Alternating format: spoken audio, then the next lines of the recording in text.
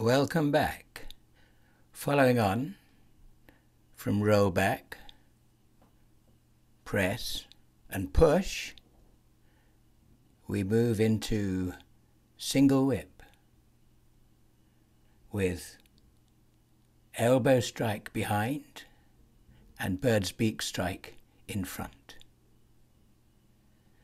The position of the feet is crucial. I'll speak more about this later, but it means you're going to do your strike backwards and forwards in a straight line, back, forward, and also have your moving foot in position so that you can do the next move with ease and in the right direction.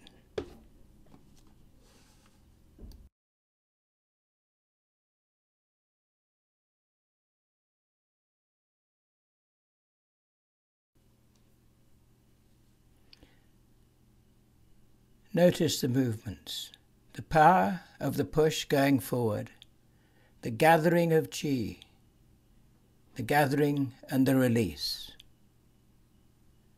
It's rather like a baseball player winding up for a pitch.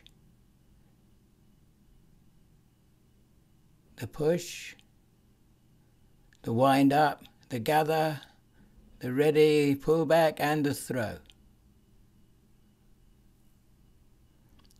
Or like a tennis player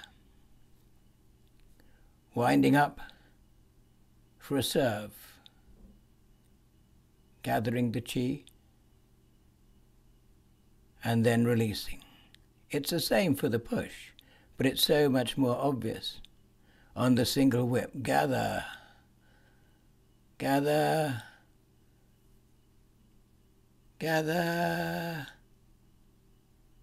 and release.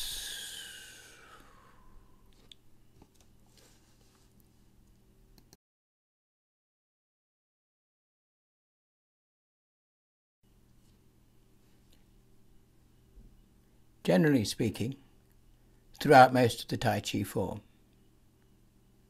as you gather the Chi, you're breathing in, and as you release, you're breathing out. It's much the same as you would do naturally. Breathing in, breathing out.